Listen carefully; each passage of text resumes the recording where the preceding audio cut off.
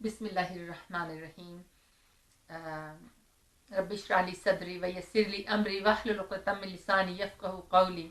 ए मेरे रब, मेरे काम को मेरे लिए, ए मेरे रब, मेरे सीने को मेरे लिए कुशादा कर दे, मेरे काम को मेरे लिए आसान कर दे और मेरी ज़ुबान की गिरा खोल दे ताकि मैं लोगों को अपनी बात समझा सकूँ।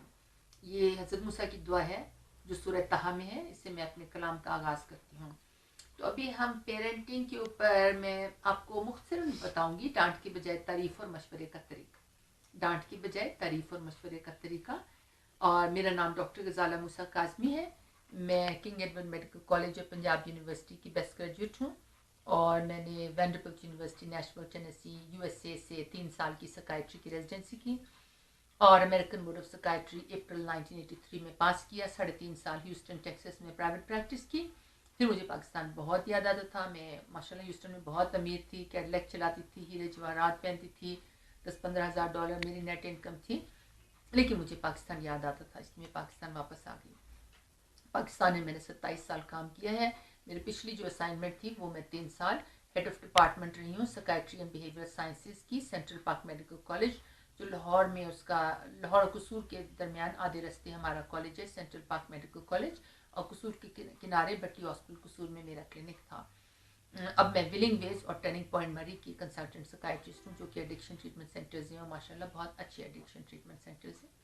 और इंशाल्लाह वक्त के साथ आप देखेंगे कि हम और भी शाइन करेंगे विलिंग वेज और टर्निंग पॉइंट की एडिक्शन ट्रीटमेंट में। इंशाल्लाह और भी बहुत ज़्यादा ज़बरदस्त हम इम्प्रूवमेंट्स कर रहे हैं, जो पहले ही अच्छा था और मज़ीद अच्छा होता जा रहा है माशाल्लाह हम सब की टीम एफर्ट से। तो यहाँ मेरे साथ हैं आफर जुल्फ़िकार। अस्सलाम वालेकुम। तो आफर जुल्फ़िकार जो है, इनकी उम्र 23 ईयर्स है और ये जुल्फ़िकार बाबर साहब के और सैयदा तहसीन फातिमा के बेटे हैं। और सैयदा तहसीन फातिमा मेरी फ्रेंड है, मेरी क्लोज फ्रेंड है और उनकी मोहब्बत में मैं मरी आई थी। मुझे उनके बारे में ख्वाब आया था, तो उसके बाद हमने इस्तिखारा कराया और हम मरी आ गए। इस्तिखारा बहुत अच्छा आया था। तो आज मैं आपको पेरेंटिंग के बारे में थोड़ा सा लेक्चर के अंदाज में बात बताऊंगी और फिर मैं उसी को मैं आवर्स के साथ करके दिखाऊंगी। तो आपने पाकिस्तान की दीवारों पे लिखा देखा है मार नहीं प्यार। आपने भी देखा है मार नहीं प्यार? जी बिल्कुल, मैंने देखा है। अच्छा, तो आप अग्री करते हैं कि मार नहीं प्यार होना चाहिए? जी बिल्कुल, मैं एग्री करता हूँ इस बात से। अच्छा, तो मार तो थोड़ी बहुत तो पड़ी होगी।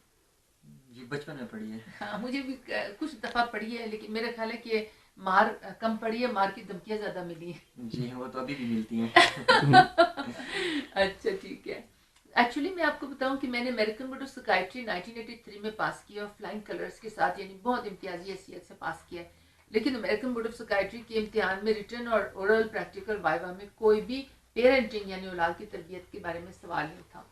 तो जब स्टूडेंट्स को पहले से पता हो कि इस पे सवाल नहीं आएगा तो उसको पढ़ते भी नहीं है। ठीक है ना, ये बात सही है ना? बिल्कुल। स्टूडेंट्स को पहले पता हो कि आउट ऑफ कोर्स है तो वो पढ़ते भी नहीं है। तो मैंने कोई इसमें पेरेंटिंग के बारे में, औलाद की तरबियत के बारे में 2 सफ़े तक नहीं पढ़े थे और मैंने खुद औलाद की तरबियत में बहुत गलतियां की। लेकिन अल्हम्दुलिल्लाह अल्लाह ताला ने मेरी मदद की, उन गलतियों को मैंने करेक्ट किया है और अल्लाह का शुक्र है अब मेरी औलाद अच्छी जा रही। तो अब मैं आपको बताना चाह रही हूँ डांट की बजाय तारीफ और मशवरा।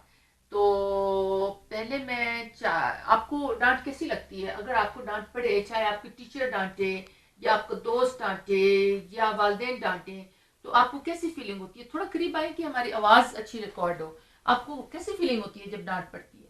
मुझे बिल्कुल भी अच्छा नहीं लगता जब मुझे कोई डांटता है। मतलब माइंड मेरा मतलब जगह पे नहीं रहता और गुस्सा भी आ जाता है और सर में दर्द होने लगता है। अच्छा, तो तजुर्बे के तौर पे मैं एक डांट आपको पिलाती हूँ। जी जी। तो देखते हैं कि इस डांट का आप पर क्या असर पड़ता है।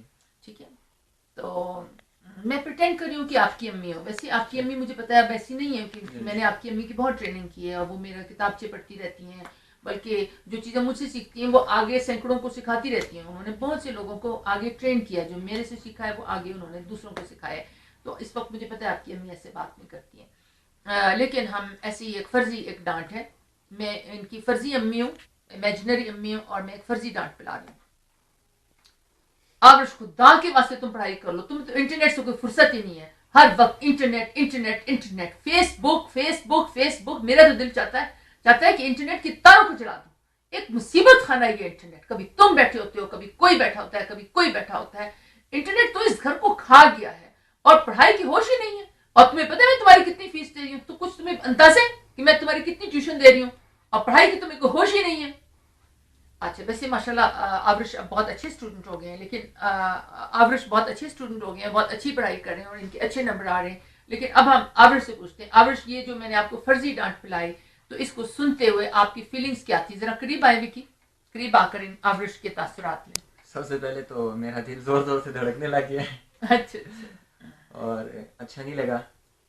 حالانکہ آپ کو پتا تھا کہ یہ جعلی ڈانٹ ہے. بالکل جعلی ڈانٹ ہے, لیکن پھر بھی نا مجھے اچھا نہیں لگا. مطلب ابھی میرا دل نا مطلب وہ عجیب سا فیل ہو رہا ہے. امی بھی ڈانٹتی ہیں اس طرح, لیکن مطلب وہ بھی مطلب ظاہری بات ہے ہر کسی کی امی ڈانٹتی ہوں گی, تو وہ یاد آ جاتا ہے. میری بھی امی کبھی کبھی ڈانٹتی ہے, تو بس وہی فیلنگ آ رہی ہے, ایسا ہی لگ رہا تھا جیسے ماما ڈانٹ رہی ہیں. جی جی, تو اس وجہ سے وہ فیلنگز ہوئی.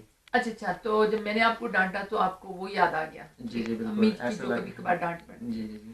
اچھا, تو میں یہاں ناظرین کے لیے واضح کر دینا چاہتی ہوں کہ اب ماشاءاللہ آپ پہلے سے بہت بہتر اسٹوڈنٹ ہو گئے ہیں, اور یہ ایک فرضی ڈانٹ تھی, اور ایسی ڈانٹیں اب آپ کو بہت کم پڑتی ہیں. جی جی بہت کم پڑتی ہیں. پہلے جب آپ پڑھائی میں اچھے نہیں تھے اور پڑھائی کی طرف توجہ نہیں دیتے تھے تو ایسی ڈانٹیں پڑتی رہتی. جی پڑتی رہتی تھی. تو ابھی جو آپ کو فیلنگز ہوئی ویسی ہوئی جیسے اس وقت ہوتی. جی بالکل, یعنی آپ کا دل کو کیا ہوا؟ زور زور سے دھڑکنے لگ گیا. زور زور سے دھڑکنے لگ گیا. ٹھیک ہے, اور آپ کو ناگوار لگی, آپ کو غصہ آیا یا صدمہ ہوا یا بے عزتی فیل ہوئی, کیا ہوا؟ بس وہ جیسے ماما ڈانٹتی تھی جو فیلنگز ہوتی تھی نا, بس وہ فیلنگز ریکال ہو گئی. ساری وہ پچھلی باتیں یاد آ گئی, وہ باتیں یاد آ گئی, اور وہ پینفل تھی, اذیت ناک تھی. جی جی بالکل. اچھا اچھا, تو اب میں آپ کے ساتھ ڈانٹ کی بجائے تعریف اور مشورے کا طریقہ استعمال کروں گی. تعریف کون سی؟ وضاحت کے ساتھ تعریف اور اسپیشل تعریف. ٹھیک ہے, تو جیسے اگر میں وکی جو ہمارے کیمرہ مین ہیں ان کو کہتی ہوں کہ وکی مجھے آپ اچھے لگتے ہیں, یہ عام تعریف ہے. لیکن اگر میں کہتی ہوں وکی آپ مجھے اچھے لگتے ہیں اور ماشاءاللہ بہت ذمہ دار ہیں, اور آپ بہت سے کاموں میں آبرش کی ہیلپ کرتے ہیں, آبرش کی امی کی بھی ہیلپ کر دیتے ہیں, اور آپ نے جیکٹ بہت سمارٹ پہنی ہوئی ہے, آپ اتنے گھنٹے سے آپ کیمرہ موبائل پکڑ کے بیٹھے ہوئے ہیں, اور آپ کبھی کلوز اپ لیتے ہیں, کبھی پیچھے جاتے ہیں, اور بڑے کنسنٹریشن سے بڑے توجہ سے کام کر رہے ہیں, تو یہ ہے وضاحت کے ساتھ تعریف. آپ کو اچھی لگی وضاحت کے ساتھ تعریف؟ بالکل بہت اچھی لگی. اچھا, اس سے آپ کی تھکان کچھ کم ہوئی؟ بالکل بہت کم ہوئی. اچھا ٹھیک ہے, تو اسپیشل تعریف کی ایگزامپل میں اپنے ہسبینڈ کی دوں گی کہ میرے شوہر جو ہیں ڈاکٹر سید نجم الحسن کاظمی, وہ میرے والدین کی بہت عزت کرتے ہیں, اور ایک پنجابی داماد ہونے کے ناطے سے یہ ذرا ان کامن بات ہے. پنجابی دامادوں کی بھاری اکثریت اپنے ساس سسر کی اتنی زیادہ عزت نہیں کرتی جتنے میرے شوہر میرے ماں باپ کی عزت کرتے ہیں. اور میں اکثر اپنے شوہر کو